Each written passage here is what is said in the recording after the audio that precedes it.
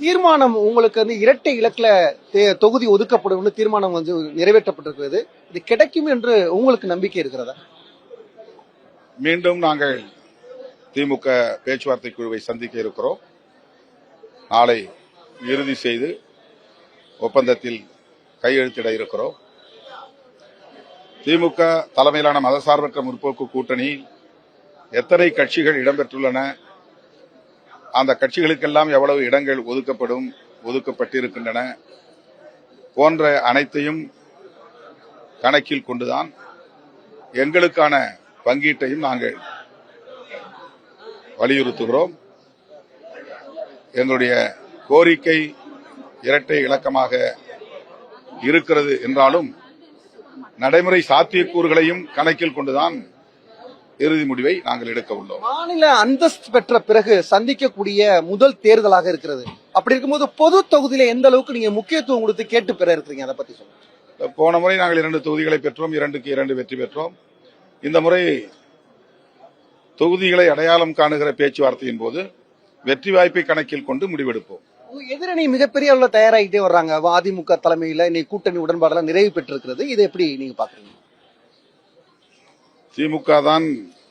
திமுக தலைமையிலான கூட்டணி தான் தொடக்கத்திலேயே பேச்சுவார்த்தையை நடத்தி தொகுதி பங்கீட்டை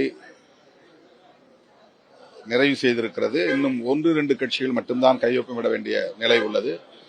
ஆனால் அது ஏற்கனவே பேசப்பட்ட நிலையில் உள்ளது. ஆகவே இதில் எந்த தாமதமும் இல்லை. ஓரிரு நாட்களில் எல்லா தொகுதி பங்கீடும் நிறைவு செய்யப்படும். அதன் பின்னர் தொகுதிகளை அடையாளம் காணுகிற பேச்சுவார்த்தை நடக்கும்.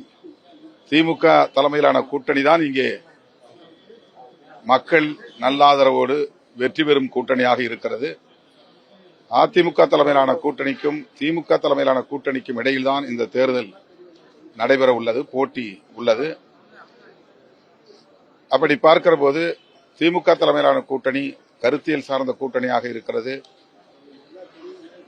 கட்டுக்கோப்பான கூட்டணியாக உள்ளது. பெருவாரியான மக்கள் செல்வாக்குள்ள கட்சிகள் இடம்பெற்றுள்ள கூட்டணியாக இருக்கிறது. இடதுசாரி சிந்தனை உள்ளவர்களும் ஜனநாயக சிந்தனை உள்ளவர்களும் இணைந்து நிற்கிற ஒரு கூட்டணியாக இருக்கிறது. ஒட்டுமொத்தத்தில் மக்களின் நன்மதிப்பை பெற்ற ஒரு கூட்டணி திமுக தலைமையிலான மதசார்பற்ற முற்போக்கு கூட்டணி, மக்களின் பேராதரவோடு வெற்றி பெறும் கூட்டணி. இறுதியான கேள்வி, எப்பவுமே களத்துக்கு நீங்க போறீங்க, களத்தில் இருக்கக்கூடிய ஒரு களத்துக்கு வரலன்னு சொல்லி ஒரு சில தலைவர்கள் நம்ம பேசுறோம். ஆனா இயல்பாவே களத்திலே நீங்க எப்பவுமே தொடர்ந்து இருந்துகிட்டே இருக்கீங்க. களம் எப்படி இருக்கு? விஜய்க்கெல்லாம் ஒரு வாய்ப்பு இருக்குமா, முக்கியத்துவம் இருக்குமா மக்களிடையே?